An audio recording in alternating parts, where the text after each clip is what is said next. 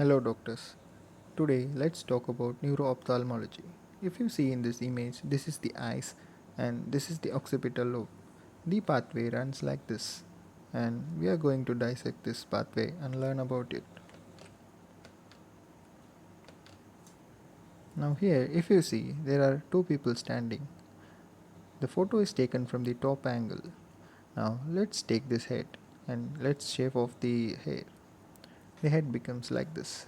Now if you see here, this is the eyes and this is the nose. Here is the occipital lobe and here is where our visual cortex is present. So the pathway runs like this.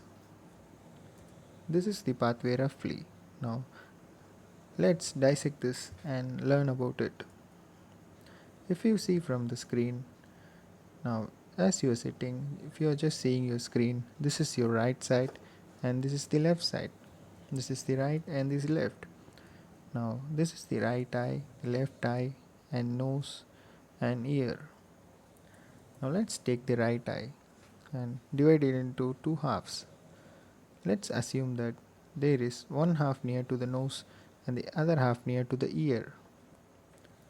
Now in the right eye, the half that is near to the ear sees the outside world which is in the medial side.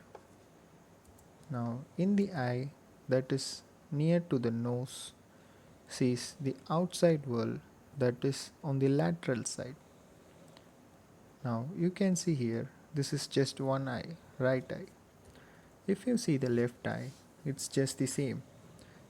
The left eye, let's divide it into two, and the part which is near to the nose, or let's first take the part that is near to the ear, sees the outside world that is in the medial side. The part near the nose sees the outside world that is in the lateral side. This is how we see the outside world. Now we all know that behind the eyes there is optic nerve. As we just divided the right eye into two halves, let's just divide the optic nerve into two halves. Just this yellow color optic nerve supplies the yellow part of the eye. This violet color supplies the violet part. Just like that for the left eye. Now we can see here the medial part of the optic nerve that is near to the nose. The two optic nerves cross each other. This part is called as optic chiasm. Now this part lies just near to the pituitary gland. After this part, the paths intersect and cross each other. If you can see, this yellow part is now coming to the left side and this green part is still on the left side. This forms the optic tract. Same follows for the right side. Now you can see how in the starting we divided the right eye into two and the left eye into two. But as we go through in the brain, we can see these paths intersect and how we look changes. This form is called as lateral geniculate body. This lateral geniculate body, if you can see in the left side, it has inputs from the eye, the left eye and also the right eye. So the left side lateral geniculate body has inputs from both the eyes. Just like that, the right side lateral geniculate body has inputs from both the eyes.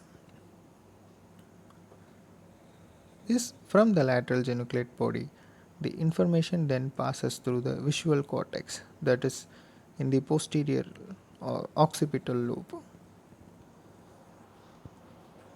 Now, just for your clear understanding, now you can see here there are four objects in front of you. If you see this smiley and this heart, let's see how it moves through in your eyes.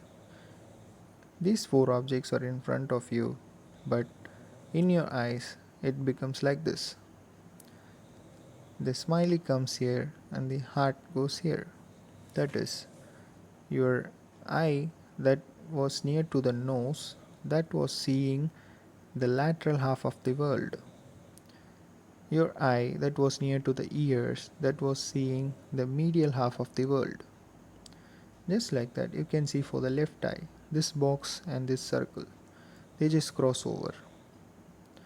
Now after this, let's trace out the path.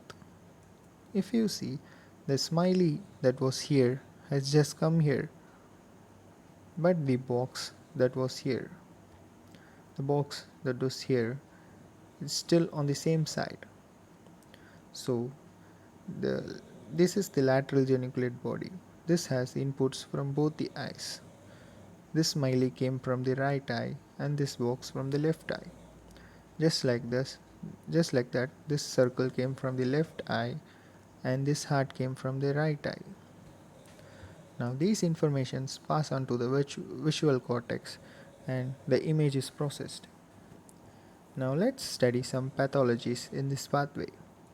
First, when you have a problem with the optic nerve, let's just take there's a problem with the left optic nerve. Now both the parts of the left optic nerve has been damaged. Now these parts came from the left eye, so the left eye will be damaged. Once the left eye is damaged, the left part of the world is completely not seen. So the patient cannot see the left part of the world. He can just see the right part of the world. Let's see this in a clinical case. This is the normal vision of a person, but this is a vision of left optic nerve damaged. This is called as left anopia. Anopia means cannot see. Left anopia, cannot see in the left side. The second pathology is optic chiasm. I just told you that optic chiasm lies near to the pituitary gland. Now, if there is any pituitary pathology like pituitary tumor that can compress the optic chiasm. In the circle of Willis module, I have also told that it can compress optic chiasm. So, when there is something compressing the optic chiasm, you can see here the optic chiasm receives its input from both the eyes. That is near that the part of the eye that is near to the nose. In the left eye, the part that is near to the nose gives inputs to optic chiasm. In the right eye, the part that is near to the nose gives input to optic chiasm. So if the optic chiasm is having some problem, both the medial parts of the eye is gone. So the patient cannot see the lateral part of the world. So this is how it becomes for the patient. The patient cannot see both the lateral half of the world. Now this is the normal vision, and if you see here, the patient cannot see both the lateral parts of the world. This is called as bitemporal hemianopia. Bi means both sides. Temporal means the side that is near to the ears. Hemianopia means half. Half anopia means cannot see. If you see in the left eye, the patient cannot see half. In the right eye, the patient cannot see half. Both these are near to the temporal side. This is called as bitemporal hemianopia. Now the next pathology is of the optic tract. If the optic tract is damaged, or let's say the lateral geniculate body or the visual cortex, the result is same. Here the right optic tract is damaged.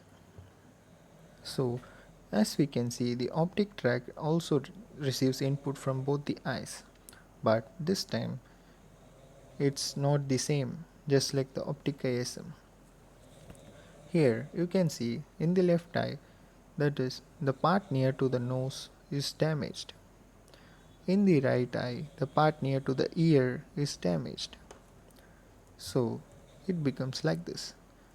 The patient cannot see in the left eye, the patient cannot see the lateral half of the world, but in the right eye, the patient cannot see medial half of the world. This is how it becomes. Now, this is the normal vision, and this is how the patient sees. The patient cannot see both the lateral part in the left eye and medial part in the right eye. This one. This one is called as left homonymous hemianopia. The patient cannot see in the left side.